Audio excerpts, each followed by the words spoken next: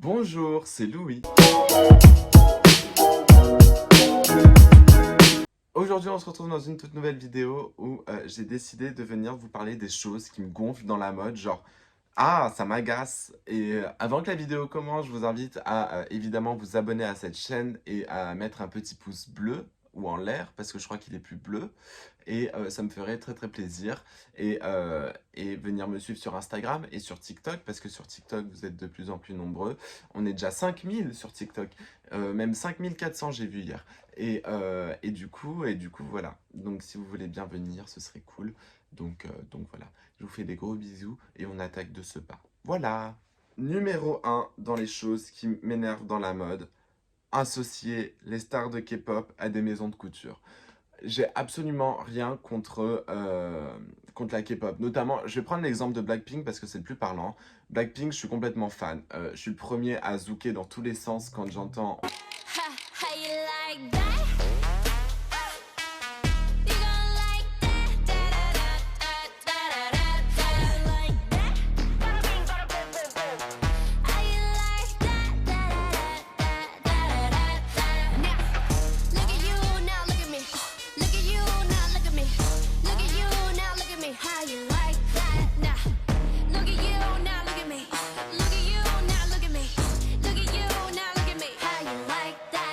Mais en fait, ce qui m'énerve, c'est la façon dont les marques s'associent à ces stars-là. Ce qui me gonfle, voilà, on va y aller comme ça.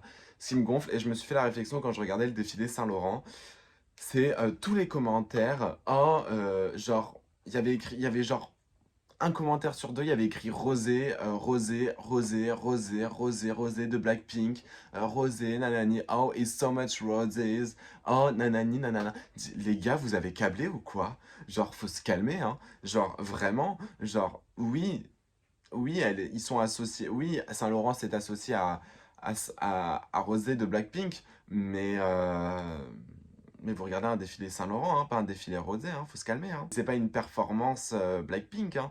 Et genre, ça m'a choqué. Et genre, les gens étaient déçus de pas la voir sur le défilé. Je dis, mais c'est pas son taf, elle est égérie, elle est pas mannequin. C'est quoi votre problème? Genre, wesh. Genre, franchement, c'est un truc que je comprends archi pas. Et ça me désole un peu. Genre, je trouve ça dommage. Et c'est valable pour Gucci aussi, hein. La dernière fois sur TikTok, je parlais du film Gucci qui allait sortir. Les gens étaient là. Oh mon dieu, à tous les coups, il y aura Harry Styles. À tous les coups, il y aura Harry Styles. Mais rien à voir en fait. Genre, wesh. Donc c'est pour ça en fait. Genre, je pense qu'il faut vraiment que vous dissociez Blackpink. Je prends l'exemple de Blackpink et c'est pareil pour Harry Styles parce que c'est les cas qui me parlent le plus. Harry Styles et les maisons de mode parce que, enfin, je suis désolé, la collection, elle n'est pas So Roses chez Saint-Laurent, elle est Saint-Laurentesque à crever, genre, et en plus, la collection en question était fortement inspirée de Chanel, j'ai moyennement aimé. Mais ce que je veux dire, c'est que, bah ouais, genre, t'es en train de déglinguer toute l'histoire d'une maison, genre, Saint-Laurent, c'est pas Rosé, genre, Saint-Laurent existait bien avant Rosé, et sans Rosé, Saint-Laurent aurait continué à exister, enfin, je veux dire, à un moment, faut arrêter, et je trouve ça dommage, et c'est pareil pour Chanel et Jenny, c'est pareil pour Lisa et Céline, et pour Dior, et donc je pense qu'il faut vraiment arrêter avec ce truc de ouais, faut associer ça, enfin, tranquille les gars. Genre oui, c'est une marque de vêtements, mais il y a une histoire derrière, il y a un patrimoine, ça veut dire quelque chose. Et je crois qu'il faut arrêter de constamment associer les marques aux stars de K-pop. Genre vraiment en mode limite, les stars de K-pop dessinent pour cette marque-là. C'est pas le cas. Le directeur artistique de Saint-Laurent, c'est pas Rosé hein, de Blackpink, hein, c'est Anthony Vaccarello. Et voilà, donc faut arrêter 2 minutes les choses comme ça. Deuxième chose qui m'énerve et qui m'exaspère, c'est arrêter de cracher, de stigmatiser le luxe en France. Le luxe en France, c'est pas compliqué, c'est la plus grosse industrie française. C'est que ça touche l'hôtellerie de luxe, que ça touche la mode prêt-à-porter de luxe ou haute couture. La haute couture est un fleuron économique français, étant donné qu'il ne peut être fait qu'à Paris intramuros. Je crois que vous ne comprenez pas que, combien même ça ne vous est pas destiné, ce sont des choses qui font vivre notre pays et c'est un patrimoine qui est ultra important. plus important que l'armement dont la France est connue. Très honnêtement, je préfère me dire qu'on fait plus de bif en France en vendant des Birkin à 30 000 balles qu'en vendant des Kalachnikov. Oui, je sais qu'on vend pas de Kalachnikov parce que Zerma c'est russe, mais t'as compris ce que je voulais dire. Arrêtez de stigmatiser les gens qui portent du luxe et même au-delà de ça, les gens qui ont de l'argent, genre s'ils ont de l'argent, c'est qu'il y a une raison. Et oui, peut-être que des fois, ce ne sera pas eu, selon vous, avec la sueur de leur front, mais leurs parents, oui, et s'ils leur donnent de l'argent, bah tant mieux. Dites-vous une chose, ça m'est arrivé il y a quelques années de ça, j'étais dans le train et je portais ce sac-là.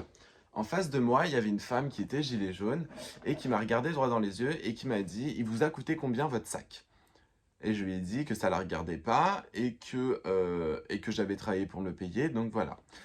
Ce à quoi elle m'a répondu: l'argent que vous avez mis dans votre sac, vous auriez mieux fait de le mettre dans des associations. On va partir d'un principe simple, clair, net et précis. Je fais ce que je veux de mon argent que je gagne moi-même ou que l'on me donne. Est-ce que c'est clair? Voilà. Donc, si j'ai envie de m'acheter un sac Saint-Laurent, mais je m'achète un sac Saint-Laurent. Alors, peut-être que je suis un peu biaisé du fait que je sois passionné par la mode et que pour moi, acheter un sac Saint-Laurent, c'est bien plus qu'acheter une marque. Mais, mais, euh, mais je crois très sincèrement qu'il faut arrêter de constamment stigmatiser les gens comme ça qui portent et qui aiment porter du luxe. En France, c'est vrai que c'est assez hallucinant. Alors, ça l'est de moins en moins et ça se démocratise de plus en plus, mais je trouve ça assez exceptionnel qu'en France. Et c'est valable qu'en France, hein. Vous allez aux États-Unis, genre tu te sors ton meilleur sac Chanel, mais les gens sont là, period. Alors qu'en France, genre on te regarde, mais oh là là, elle est là avec son sac Chanel, regarde comme elle se la pète, mais elle se la pète de quoi? Genre si elle a envie de se porter un sac Chanel, mais elle se porte un sac Chanel. Genre qu'est-ce que tu viens casser la tête toi aussi là? Va là-bas. Arrêtez de réduire les marques de luxe à une paire de chaussures ou un sac. Typiquement, Alexander McQueen, quand j'en parle à des gens qui sont pas forcément passionnés par la mode, ils sont là et ils te disent, moi par exemple, je vais dire, oh j'adore Alexander McQueen, je trouve ça incroyable comme maison. Et les gens vont te dire, oh c'est trop vu, tout le monde porte les chaussures, etc., etc. Ouais, mais les chaussures, en fait, je les calcule pas, hein. Quand tu regardes les collections Alexander McQueen, qui sont peut-être l'une des plus belles collections, qui sont à chaque fois peut-être l'une des plus belles collections présentées lors de la Fashion Week parisienne, oui, parce que Alexander McQueen défile à Paris. Et quand tu penses à ce que faisait Alexander McQueen, qui était un génie à l'état pur, et toute l'histoire et toute la personnalité d'Alexander McQueen, tu comprends très vite pourquoi c'est l'une de mes maisons préférées. Et en fait, ça m'exaspère comment les gens pensent que parce qu'ils ont vu une paire de chaussures ou parce qu'ils connaissent une paire de chaussures d'une marque, pensent connaître tout sur la marque. Même moi, je ne connais pas tout sur toutes les maisons de couture et maisons de mode. Je crois qu'il faut arrêter. C'est valable pour Chanel et leur sac, leur sac. C'est valable pour Gucci et tout ce qui touche au marmon, donc le double G, le sac marmon, la ceinture marmon, etc. C'est valable pour Louis Vuitton. Louis Vuitton, les collections Vuitton sont juste exceptionnelles. À la femme, Vuitton, c'est juste dinguissime. À l'homme, peut-être moins, parce que ça me parle moins. Et encore, la dernière collection était bonne, mais Vuitton, c'est phénoménal. Et les gens sont là avec une image et ne s'intéressent pas à la marque et pensent tout savoir sur une marque alors qu'ils ont juste vu une toile monogramme, un double G ou une paire de chaussures. Wesh, dérangeant. Alors, ça, la prochaine chose, c'est quelque chose que j'entends vachement, mais c'est pas de votre faute. Genre, je peux comprendre qu'il y ait confusion quand on s'y connaît pas, parce que c'est deux choses qui sont assez similaires. C'est arrêter de confondre le prêt-à-porter de luxe et la haute couture. Le prêt-à-porter de luxe, c'est du luxe, c'est des pièces qui sont vendues dans des magasins. La haute couture, c'est des pièces qui sont faites sur commande à votre taille et qui nécessitent très généralement des milliers d'heures et qui sont faites exclusivement à Paris. On se retrouve avec des robes avec des prix parfois allant jusqu'à 50, 60, 70 000, parfois même 100 000 balles une robe. Et donc voilà. Ce qu'il faut comprendre, c'est que l'industrie de la mode et du luxe, le prêt-à-porter et le prêt-à-porter de luxe, qui est donc du prêt-à-porter, c'est-à-dire que vous pouvez acheter en magasin Et le prêt-à-porter coûte beaucoup moins cher que la haute couture. Le prêt-à-porter de luxe, une robe en prêt-à-porter de luxe, on va être à 3 000, 4 000 euros pour une robe. En haute couture, on va être à 70 000. Pour vous donner un ordre d'idée. Donc voilà. Et en fait, la haute couture, c'est vraiment quelque chose, c'est un artisanat, c'est un savoir-faire, c'est quelque chose d'unique en France qu'il faut considérer et qui relève vraiment de l'art à l'état pur. Alors que le prêt-à-porter, bah, c'est par exemple, je sais pas moi, aimer une veste comme ça, bah, ça va être du prêt-à-porter de luxe parce que je l'aurais acheté en boutique et que voilà. Après, c'est pareil, le prêt-à-porter de luxe, les vêtements de luxe ne sont pas faits en Chine. Ça, c'est une idée qu'il faut vous enlever de la tête aussi. Très peu, mais alors extrêmement peu de pièces sont faites en Chine. Et il faut savoir une chose, c'est que en Chine, bah, oui, il y a toutes les productions de fast fashion, etc. Mais il y a aussi des très très bons ateliers qui ont un savoir-faire aussi particulier, dû au fait que ils peuvent proposer des pièces plus légères. Je pense notamment à la triple S de chez Balenciaga, si elle était faite en Chine. C'est pas pour des raisons économiques, c'est pour des raisons en fait de légèreté en fait de la chaussure, parce que c'est une chaussure qui est extrêmement lourde. Et il y a eu pas mal de défauts sur cette paire de chaussures lorsqu'elle a été faite en Chine. On voyait notamment de la colle qui ressortait, etc. C'est des choses qui ont été corrigées. Et aujourd'hui, les triple S, je crois qu'elles sont toujours faites en Chine. Donc voilà. Mais sinon, c'est ultra exceptionnel. La quasi-totalité du prêt-à-porter est soit fait en Italie, soit en France. Donc oui, faut vraiment prendre ça en tête. En France, on produit énormément de vêtements de luxe. Et c'est pareil pour l'Italie. Et c'est vraiment là où c'est produit en fait. Donc enlevez-vous vraiment cette idée que c'est fait en Chine parce que c'est pas vrai. C'est pas vrai et voilà. Aussi, il y a quelque chose qui est fondamental et qui suit un peu ce que je disais, c'est les phrases «Oui, quand on achète du luxe, on paye la marque». Alors, il faut comprendre une chose, c'est que oui, vous avez, lorsque vous payez un article de luxe, vous payez forcément la marque. Mais une marque, ça s'entretient. Une marque, ça se fait pas comme ça. Une marque, ça a des coûts.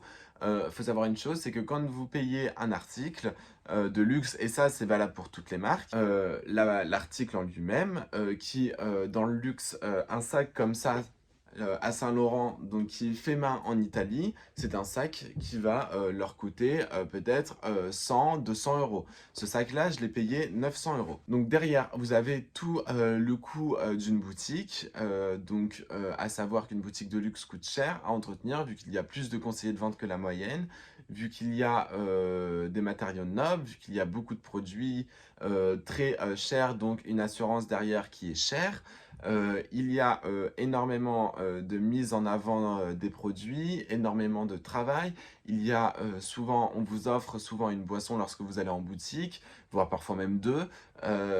Donc voilà, il faut vraiment prendre ça en considération. Et puis évidemment que derrière, il y a aussi la communication que vous payez. Mais sans ça et sans ces choses-là, bah, est-ce que vous iriez chez Saint-Laurent? Bah non, en fait. Donc arrêtez de vous plaindre que vous payez la marque, alors que si la marque ne se mettait pas autant en avant, vous n'iriez pas chez cette marque-là.